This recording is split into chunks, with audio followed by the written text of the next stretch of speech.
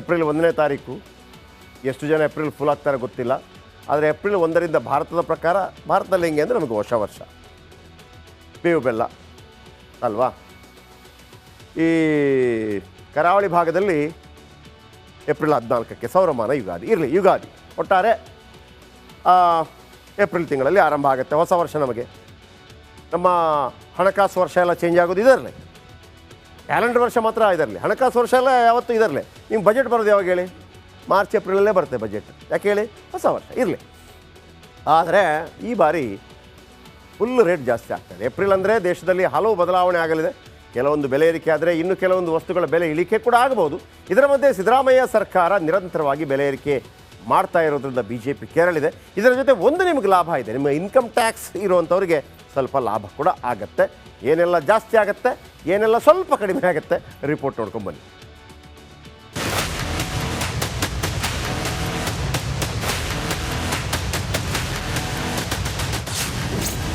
ಏಪ್ರಿಲ್ನಿಂದ ಎಲ್ಲವೂ ದುಬಾರಿ ದುಬಾರಿ ದುಬಾರಿ. ಹಾಲು, ನೀರು, ಕರೆಂಟ್, ಟೋಲ್ ಎಲ್ಲ ಕಾಸ್ಟ್ಲಿ ಕಣ್ರಿ. ಇವತ್ತು ರಾತ್ರಿ ಕಳೆದು ಬೆಳಗಾದ್ರೆ ಜನಸಾಮಾನ್ಯರಿಗೆ ಬೆಲೆ ಏರಿಕೆಯ ಬರೆ ಬೀಳಲಿದೆ. ನಾಳೆಯಿಂದ ದೇಶಾದ್ಯಂತ ಹೊಸ ಆರ್ಥಿಕ ವರ್ಷ ಆರಂಭವಾಗ್ತಿದೆ. ರಾಜ್ಯದಲ್ಲಿ ನಂದಿನಿ ಹಾಲಿನ ದರ, ವಿದ್ಯುತ್ ದರ, ಹೊಸ ಟೋಲ್ ದರಗಳು ನಾಳೆಯಿಂದಲೇ ಜಾರಿಗೆ ಬರ್ತಿವೆ. ಹಾಲಿನ ಪ್ಯಾಕೆಟ್ ಲಿಸ್ಟ್. ನೀಲಿ ಪ್ಯಾಕೆಟ್ ಹಾಲಿನ ದರ 44 ರೂಪಾಯಿ ಬದಲಿಗೆ 48. ಆರೆಂಜ್ ಪ್ಯಾಕೆಟ್ ರೇಟ್ 56ರ ಬದಲು 58. ಆದರೆ 56 ರೂಪಾಯಿಗೆ ಸಿಕ್ತಿರೋ ಸಮೃದ್ಧಿ ಹಾಲಿನ ಪ್ಯಾಕೆಟ್ಗೆ 60 ರೂಪಾಯಿ. ಗ್ರೀನ್ ಸ್ಪೆಷಲ್ಗೆ 54ರ ಬದಲು 58. ನಾರ್ಮಲ್ ಗ್ರೀನ್ ಹಾಲಿಗೆ 52ರ ಬದಲು 56 ರೂಪಾಯಿ ಕೊಡಬೇಕು. ಬೆಲೆ ಏರಿಕೆ ವಿರುದ್ಧ ಬಿಜೆಪಿ ಹೋರಾಟ. ಏಪ್ರಿಲ್ 5ನೇ ತಾರೀಕು ರಾಜ್ಯದ ಎಲ್ಲ ಜಿಲ್ಲಾ ಕೇಂದ್ರಗಳಲ್ಲಿ ಮತ್ತು ತಾಲೂಕುಗಳಲ್ಲಿ ಎಲ್ಲ ನಮ್ಮ ಕಾರ್ಯಕರ್ತರು ಬೀದಿಗಿಳಿದು ಪ್ರತಿಭಟನೆ ಮಾಡ್ತಾರೆ, ಹೋರಾಟ ಮಾಡ್ತಾರೆ. ಈ ರಾಜ್ಯ ಸರ್ಕಾರದ ಜನವಿರೋಧಿ ನೀತಿಯನ್ನು ಅನುಸರಿಸ್ತಾ ಇದೆ. ಇದರ ವಿರುದ್ಧ ಹೋರಾಟವನ್ನ ಭಾರತೀಯ ಜನತಾ ಪಾರ್ಟಿ ಹಮ್ಮಿಕೊಂಡಿದೆ. ಅಬ್ಬಬ್ಬ, ಸಂಬಳದಾರರಿಗೆ ನಾಳೆಯಿಂದ ಲಾಟರಿ. ನಾಳೆಯಿಂದ ವಾರ್ಷಿಕ 12 ಲಕ್ಷ ರೂಪಾಯಿವರೆಗೆ ಸಂಪೂರ್ಣ ಆದಾಯ ತೆರಿಗೆ ವಿನಾಯಿತಿ ಸಿಗಲಿದೆ. ಇದರ ಜೊತೆಗೆ 75,000 ರೂಪಾಯಿ ಸ್ಟ್ಯಾಂಡರ್ಡ್ ಡಿಡಕ್ಷನ್ ಇರುತ್ತೆ. ಒಟ್ಟು 12,75,000ದವರೆಗೆ ಸಂಪೂರ್ಣ ಆದಾಯ ತೆರಿಗೆ ವಿನಾಯಿತಿ ಪಡೆಯೋ ಅವಕಾಶ ಇದೆ. Bureau report, republic Kannada. ನಾಳೆಯಿಂದ ಯಾವುದಕ್ಕೆಲ್ಲ ರೇಟ್ ಜಾಸ್ತಿ ಆಗ್ತಾ ಇದೆ ಒಂದೊಂದು ಹೇಳ್ತಾ ಹೋಗ್ತೀನಿ, ಸ್ವಲ್ಪ ಅರ್ಥ ಮಾಡ್ಕೊಳ್ಳಿ ಯಾವುದಕ್ಕೆಲ್ಲ ಜಾಸ್ತಿ ಆಗ್ತಾ ಇದೆ ರೇಟ್ ಅನ್ನುವಂಥದ್ದು. ಮೊದಲಿಗೆ ದುಬಾರಿ, ಏಪ್ರಿಲ್ ಭಾಳ ದುಬಾರಿ ಆಗುತ್ತೆ. ಪ್ರತಿ ಲೀಟರ್ ಹಾಲಿನ ದರ 4 ರೂಪಾಯಿ ಹೆಚ್ಚಳವಾಗುತ್ತೆ. 44 ರೂಪಾಯಿ 48 ರೂಪಾಯಿ ಆಗುತ್ತೆ. 4 ರೂಪಾಯಿ ಜಾಸ್ತಿ ಆಗುತ್ತೆ. ಗೃಹ ಮತ್ತು ವಾಣಿಜ್ಯ ಬಳಕೆ ವಿದ್ಯುತ್ ದರ ಏರಿಕೆ ಆಗುತ್ತೆ. 200 ಯೂನಿಟ್ ಬರೋರಿಗೆ ಏನು ಸಮಸ್ಯೆ ಇಲ್ಲ. ಆದರೆ ಗೃಹ ಮತ್ತು ವಾಣಿಜ್ಯ, ಗೃಹ ಅಂತಂದರೆ ಮನೆಗೆ, ವಾಣಿಜ್ಯ ಅಂದರೆ ಈ ಕಮರ್ಷಿಯಲ್ ಇರುತ್ತಲ್ಲ ಅದು ಜಾಸ್ತಿ ಆಗುತ್ತೆ. ಗೃಹ ಬಳಕೆ ಫಿಕ್ಸ್ಡ್ ದರ 120ರ ಬದಲು 145ಕ್ಕೆ ಏರಿಕೆ ಆಗುತ್ತೆ. ನಿಮ್ಮಲ್ಲಿ ಒಂದು ಫಿಕ್ಸ್ಡ್ ಅಂತ ಬರ್ತಾ ಇತ್ತಲ್ಲ, ಆದರೂ ಕೂಡ ನಿಮಗೆ 200 ಯೂನಿಟ್ ಒಳಗಿದ್ದವರಿಗೆ ಏನು ಸಮಸ್ಯೆ ಇಲ್ಲ. ಓಕೆ. ಕಸದ ಸೆಸ್ ಕೆಜಿಗೆ 12 ವಿಧಿಸಿ ಪಾಲಿಕೆ ಆದೇಶ. ಗೊತ್ತಾಯ್ತಾ? ಇಷ್ಟಿಷ್ಟು ಕಸ ಹಾಕ್ತೀರಾ, ಕೆಜಿಗೆ 12. ರೆಡಿಯಾಗಿ. ಇನ್ನು ನೀರಿನ ದರ ಹೆಚ್ಚಳವಾಗುವ ಸಾಧ್ಯತೆ ಇದೆ, ಹಾಗೆ ಆಗುತ್ತೆ.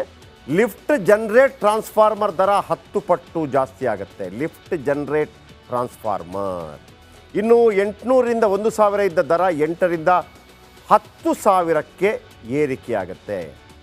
ಅದು ಓಕೆ.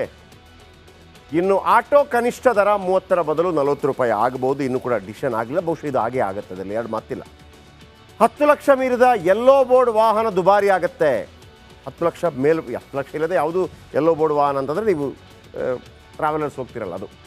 10 ಲಕ್ಷದೊಳಗಿನ ವಾಹನಕ್ಕೆ 50ರಿಂದ 70,000 ಟ್ಯಾಕ್ಸ್. ಅಯ್ಯಯ್ಯಪ್ಪ, ಸತ್ರು ಯಾರು? ಟ್ರಾನ್ಸ್ಪೋರ್ಟ್ ಅವರು. 25 ಲಕ್ಷ ಮೇಲಿನ EV ಕಾರಿಗೆ 10% ತೆರಿಗೆ. ಎಲೆಕ್ಟ್ರಿಕ್ ಕಾರಿಗೆ ಇಲ್ಲಿ ತನಕ ತೆರಿಗೆ ಕಟ್ತಾ ಇರಲಿಲ್ಲ, ಶುರು ಮಾಡಿದ್ರು ಈಗ 10%. ಎಲ್ಲರಿಗೆ ತಗೊಳ್ತಾ ಇದ್ದಾರೆ ಎಲೆಕ್ಟ್ರಿಕ್ ಕಾರು. ಆದರೆ ಎಲೆಕ್ಟ್ರಿಕ್ ಕಾರೇ ಉತ್ತಮ ಒಂದು ಲೆಕ್ಕದಲ್ಲಿ, ಯಾಕಂದರೆ ನಿಮಗೆ ವಾತಾವರಣ ಕಲುಷಿತವಾಗೋ ತಪ್ಪತ್ತೆ. ಏಪ್ರಿಲ್ 1ರಿಂದ ಟೋಲ್ ಸುಂಕ 5% ಹೆಚ್ಚಳ. ಇದು ಏನು ರೀ ಕತೆ? ಅಲ್ಲಿ ನಿತಿನ್ ಗಡ್ಕರಿ ಹೇಳ್ತಾರೆ ನೆಕ್ಸ್ಟ್ ಟೋಲೇ ಇರೋದಿಲ್ಲ ಅಂತೇಳಿ, ಇಲ್ಲಿ ನೋಡಿದ್ರೆ 5% ಜಾಸ್ತಿ ಆಗ್ತಾಯಿದೆ. ಇನ್ನು ಹಾಲಿನ ಬೆನ್ನಲ್ಲೇ ಟೀ ಕಾಫಿ ದರದಲ್ಲಿ 15% ಏರಿಕೆ. ಟೀ ಎಷ್ಟಕ್ಕೆ ಸಿಗ್ತಾ ಇದೆ ಈಗ? 15 ರೂಪಾಯಿ ಅಲ್ವಾ? 10ರಿಂದ 15 ರೂಪಾಯಿ. ಕೆಲವು ಕಡೆ 10 ರೂಪಾಯಿಗೂ ಸಿಗುತ್ತೆ, 20 ರೂಪಾಯಿ ಫಿಕ್ಸು. ಆಯಿತಾ? ಮೇ 1ರಿಂದ ATMಗಳಲ್ಲಿ ವಿಡ್ರಾ ಶುಲ್ಕ ರೂಪಾಯಿ ಹೆಚ್ಚಳವಾಗತ್ತೆ. ಕೆಲವರಿಗೆ ಪಾಪ ನೋಟ್ ಬೇಕೇ ಬೇಕಾಗತ್ತೆ ಕೆಲವರಿಗೆ, ಸೊ ಹಾಗಾಗಿ ವಿಡ್ರಾ ಮಾಡೇ ಮಾಡ್ತಾರೆ. 2 ರೂಪಾಯಿ ಜಾಸ್ತಿ ಆಗುತ್ತೆ. ಇವೆಲ್ಲವನ್ನು ಮ್ಯಾನೇಜ್ ಮಾಡ್ಕೊಂಡು ಏಪ್ರಿಲ್ 1ನೇ ತಾರೀಕು ಎಷ್ಟು ಜನ ಏಪ್ರಿಲ್ ಫುಲ್ ಆಗ್ತಾರೆ ಗೊತ್ತಿಲ್ಲ, ಆದರೆ ಏಪ್ರಿಲ್ 1ರಿಂದ ಭಾರತದ ಪ್ರಕಾರ, ಭಾರತದಲ್ಲಿ ಹೆಂಗೆ ಅಂದರೆ ನಮಗೆ ಹೊಸ ವರ್ಷ, ಬೇವು ಬೆಲ್ಲ ಅಲ್ವಾ. ಈ ಕರಾವಳಿ ಭಾಗದಲ್ಲಿ ಏಪ್ರಿಲ್ 14ಕ್ಕೆ ಸೌರಮಾನ ಯುಗಾದಿ ಇರಲಿ, ಯುಗಾದಿ ಒಟ್ಟಾರೆ ಏಪ್ರಿಲ್ ತಿಂಗಳಲ್ಲಿ ಆರಂಭ ಆಗುತ್ತೆ ಹೊಸ ವರ್ಷ. ನಮಗೆ ನಮ್ಮ ಹಣಕಾಸು ವರ್ಷ ಎಲ್ಲ ಚೇಂಜ್ ಆಗೋದು ಇದರಲ್ಲೇ, ಕ್ಯಾಲೆಂಡರ್ ವರ್ಷ ಮಾತ್ರ ಇದರಲಿ, ಹಣಕಾಸು ವರ್ಷ ಎಲ್ಲ ಯಾವತ್ತೂ ಇದರಲ್ಲೇ. ನಿಮ್ಮ ಬಜೆಟ್ ಬರೋದು ಯಾವಾಗ ಹೇಳಿ? ಮಾರ್ಚ್ ಏಪ್ರಿಲಲ್ಲೇ ಬರುತ್ತೆ ಬಜೆಟ್. ಯಾಕೆ ಹೇಳಿ? ಹೊಸ ವರ್ಷ ಇರಲಿ. ಆದರೆ ಈ ಬಾರಿ ಫುಲ್ ರೇಟ್ ಜಾಸ್ತಿ ಆಗ್ತದೆ. ಏಪ್ರಿಲ್ ಅಂದರೆ ದೇಶದಲ್ಲಿ ಹಲವು ಬದಲಾವಣೆ ಆಗಲಿದೆ.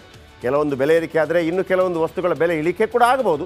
ಇದರ ಮಧ್ಯೆ ಸಿದ್ದರಾಮಯ್ಯ ಸರ್ಕಾರ ನಿರಂತರವಾಗಿ ಬೆಲೆ ಏರಿಕೆ ಮಾಡ್ತಾ ಇರೋದ್ರಿಂದ BJP ಕೇರಳಿದೆ. ಇದರ ಜೊತೆ ಒಂದು ನಿಮಗೆ ಲಾಭ ಇದೆ, ನಿಮ್ಮ ಇನ್ಕಮ್ ಟ್ಯಾಕ್ಸ್ ಇರುವಂಥವ್ರಿಗೆ ಸ್ವಲ್ಪ ಲಾಭ ಕೂಡ ಆಗುತ್ತೆ. ಏನೆಲ್ಲ ಜಾಸ್ತಿ ಆಗುತ್ತೆ, ಏನೆಲ್ಲ ಸ್ವಲ್ಪ ಕಡಿಮೆ ಆಗುತ್ತೆ, ರಿಪೋರ್ಟ್ ನೋಡ್ಕೊಂಡು ಬನ್ನಿ.